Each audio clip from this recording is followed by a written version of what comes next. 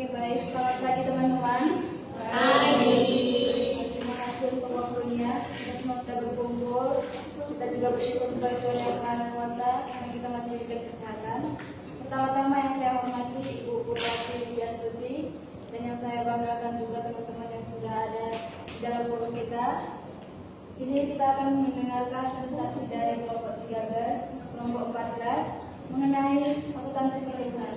Saya harap teman-teman bisa memperhatikan dan menyimak agar teman-teman juga memperoleh ilmu yang teman-teman yang akan menyampaikan ke materi-materinya. Untuk materi satu langsung saja kita saya berikan waktu kepada Rizka sebagai pemateri saya. Terima kasih atas penontonnya. Di sini agenda topik pembahasan yang kita bahas ada definisi akuntansi perkebunan, klasifikasi tanaman perkebunan, pengelompokan biaya, pencatatan aset PDN dan pencatatan aset TM. Pertama-tama saya akan membahas definisi akuntansi perkebunan. Akuntansi perkebunan merupakan cara akuntansi khusus yang menerapkan prinsip-prinsip keuangan pada entitas bisnis di bidang perkebunan. Ruang lingkup akuntansi ini mencakup proses pengakuan, pengukuran, penyajian hingga pengungkapan laporan keuangan untuk aset biologis serta aktivitas agrikultur lainnya.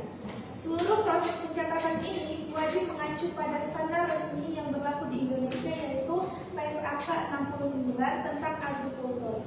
Standar ini berfungsi sebagai panduan utama agar perusahaan perkebunan dapat melaporkan kondisi keuangannya secara transparan dan seragam sesuai dengan regulasi yang berlaku.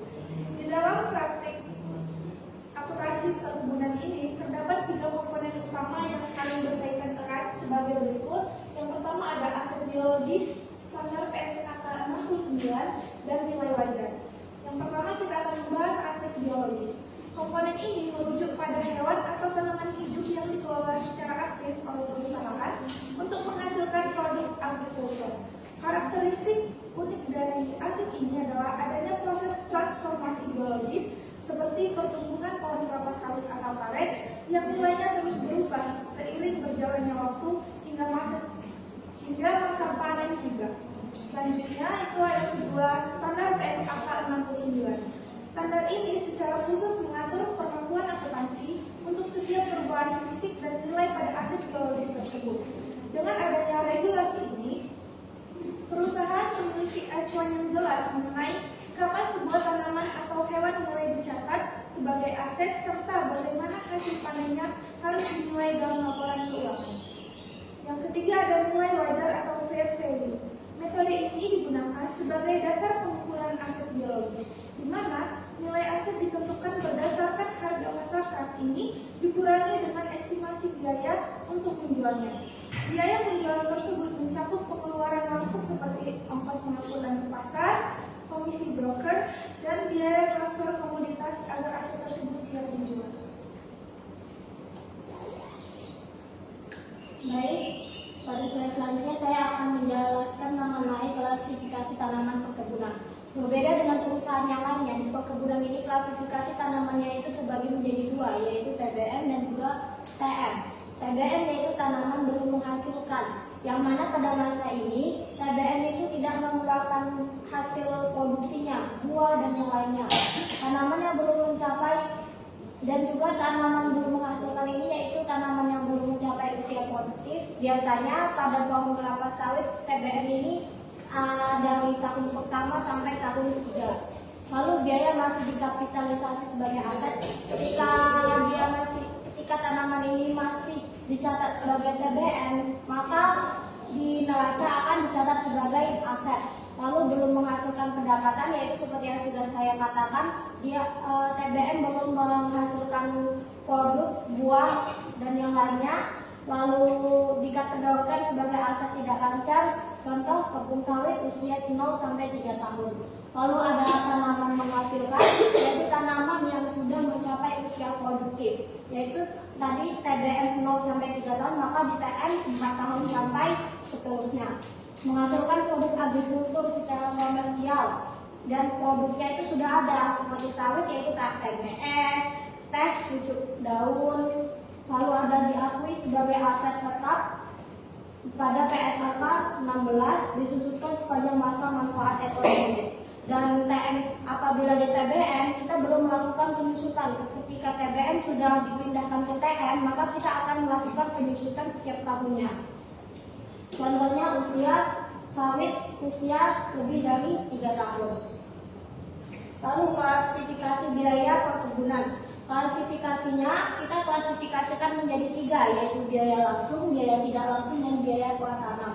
Biaya langsung yaitu biaya yang terjadi secara langsung ketika di kebun. Contohnya seperti apa? Ada biaya benih dan bibit, pupuk dan pestisida, upah tenaga kerja langsung, biaya pengolahan lahan, dan juga biaya tidak langsung, yaitu biaya yang tidak secara langsung bakalan terasa ketika kita menjalankan usaha di perkebunan. Seperti apa? Biaya overhead perkebunan, penyusutan alat pertanian, biaya administrasi kebun, dan asuransi tanaman. Lalu ada biaya pratanam, yaitu biaya yang dikeluarkan sebelum kita melakukan penanaman bibit, yaitu ada land clearing dan pembukaan, pembersihan lahan dan pembukaan lahan, pembuatan jalan kebun, drainase dan irigasi, pembuatan jalan air, dan biaya persiapan lahan.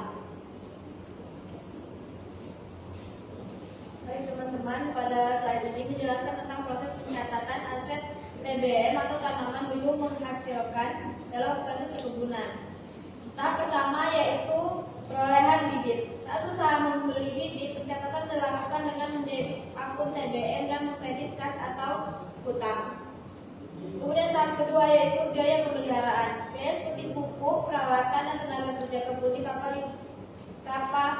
dikapitalisasi ke akun TBM karena masih memberikan manfaat di masa depan. Kemudian yang ketiga yaitu biaya overhead. Biaya tidak langsung seperti pengawasan atau operasional kebun juga dialokasikan ke TBM agar seluruh biaya pengembangan tanaman dapat tercatat dengan lengkap dengan debit TBM dan kredit biaya overhead.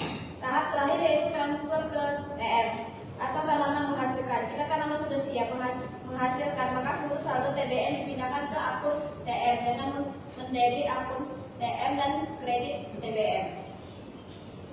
Untuk contoh jurnalnya itu bisa biaya pupuk TBM 500, maka di jurnal debit tanaman belum menghasilkan 5 juta, kredit kas atau bank.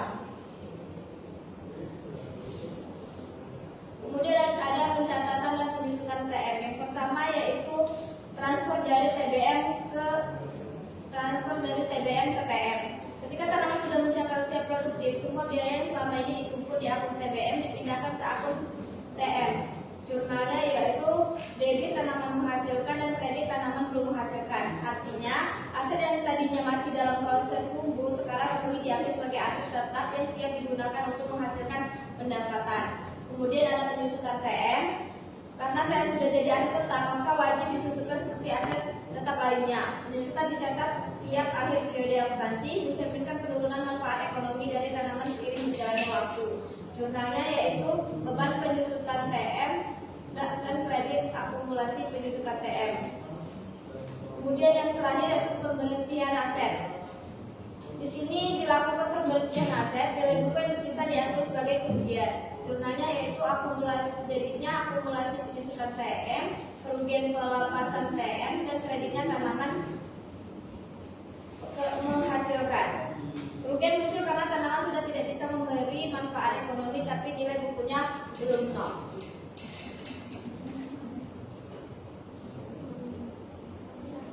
Oke, baik. Teman-teman kita sudah menyampaikan materi-materi yang cukup jelas dan bisa teman-teman baca pada PPT yang sudah dibagikan. Bisa diklik lagi dan kami di sini akan menyediakan membuka sesi pertanyaan sebanyak 3. Bagi teman-teman yang ingin bertanya, boleh angkat tangannya. Oke, kepada Sis Ririn.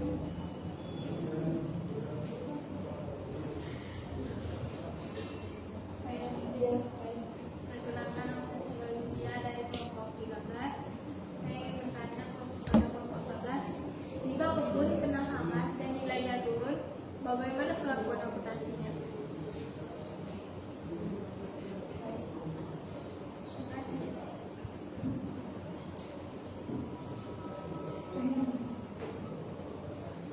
Perkenalkan, nama saya Lydia, saya dari kelompok bertanya,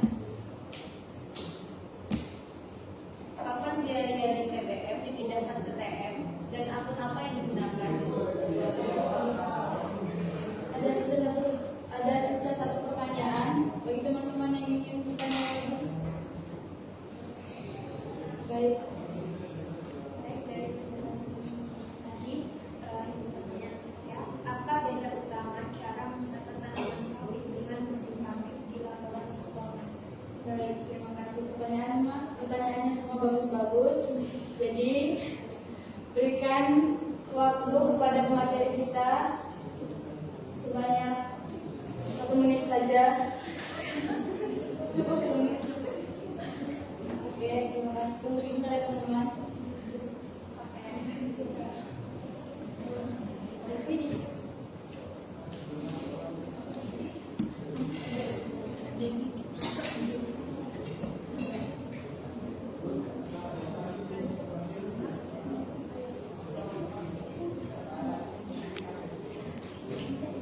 Oke, baik teman-teman. Karena pemateri kita sudah mendapatkan jawabannya, berikan waktu mereka untuk menyampaikannya. Dan kepada penanya mohon disimak supaya bisa memahami jawaban dari pemateri. Silakan. Tadi jawaban dari Mbak Oli, jika kebun terkena hama ya. Nah, jika kebun itu terkena hama, maka kita akan menurunkan nilainya. Tapi di masa mendatang kita akan melakukan perawatan seperti pemupukan agar dia kembali menjadi seperti semula. Dan apabila nilai tanaman itu kembali seperti semula, maka kita akan kembali menaikkannya lagi. Sebelum penurunan kita kembalikan lagi ke nilai awalnya. Lalu kita juga mencatatnya, kita mencatat di ketika terjadi penurunan nilai, kita catat di jurnalnya seperti ini.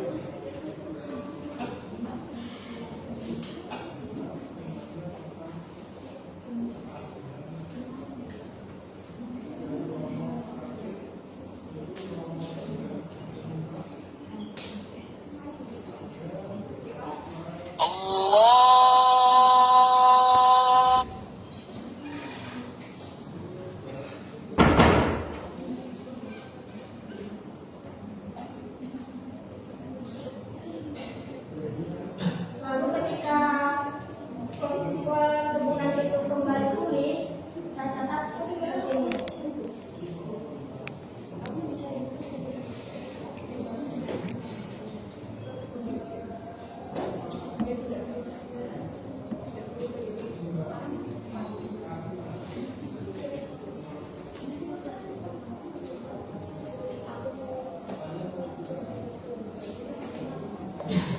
Jika penurunan nilai kita catat di sisi debit untuk penurunan nilai di kredit aset biologis. Ketika pulih kita catat kita debit lagi aset biologis dan mengikuti panduan pemulihan penurunan nilai. Sampai di sini bagaimana? Ya. Oke, baik. Karena penanya satu sudah cukup paham, kita lanjut ke penanya kedua. Silakan dijawab oleh siapa? Baik, untuk pertanyaan yang kedua itu, kapan biaya di TBM dipindahkan ke TM dan akun apa saja yang digunakan? Jadi, dipindahkan itu saat tanaman sudah menghasilkan dan siap dipanen secara komersil, biasanya umur 3-4 tahun. Untuk akun yang digunakan itu ada 2 akun, yaitu di debitnya tanaman menghasilkan dan kreditnya tanaman belum menghasilkan. Ya. Apakah cukup jelas? Oke, baik. Selanjutnya kita akan menjawab pertanyaan ketiga. Kepada Rizka diberikan waktu untuk menjawab. Saya akan menjawab pertanyaan dari Mbak Iis, yaitu apa beda utama cara mencatat tanaman sawit dengan mesin pabrik di laporan keuangan? Nah, untuk mencatat tanaman sawit itu adalah masuk ke dalam aset biologis di PSAK 69. Ini diukur dengan nilai wajar dikurangi biaya untuk menjual. Perubahan nilai wajar masuk ke dalam laba rugi. Sedangkan mesin pabrik ini termasuk ke dalam aset tetap dalam PSAK 16 dan diukur menggunakan metode model biaya, di mana harga perolehan dikurangi dengan akumulasi ditusukkan dan dikurangi dengan penyusunan nilai. Perubahan nilai ini umumnya tidak diakui kecuali ada evaluasi. Baik, bagaimana?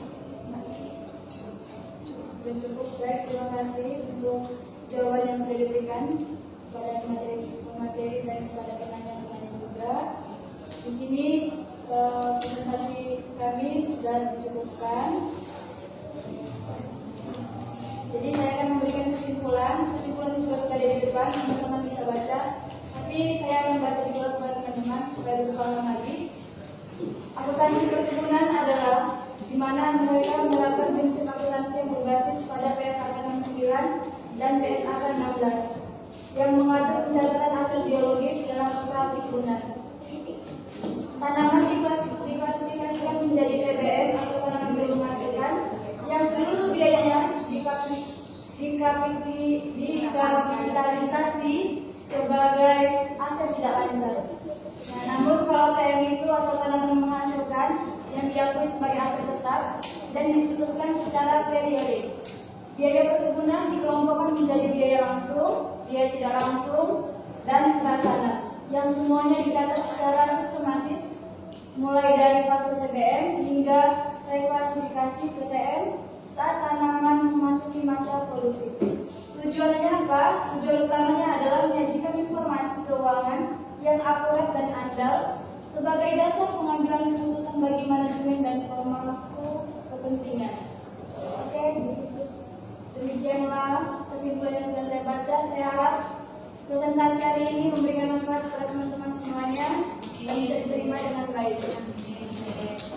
Langsung saya tutup dengan